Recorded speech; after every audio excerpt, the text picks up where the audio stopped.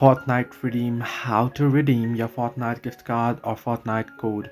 Hello everybody, welcome back to my channel. This is me Bipin Basnet, and today I'll guide you on how you can easily redeem your Fortnite gift card or the code.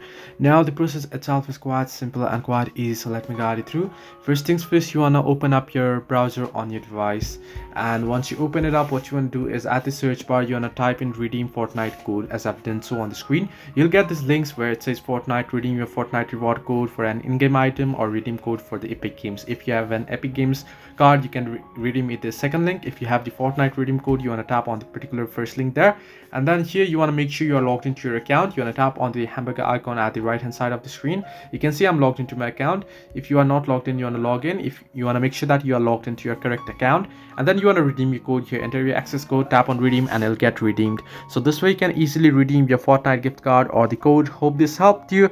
Do like and subscribe, and not forget to leave a comment down below if you have any further issues.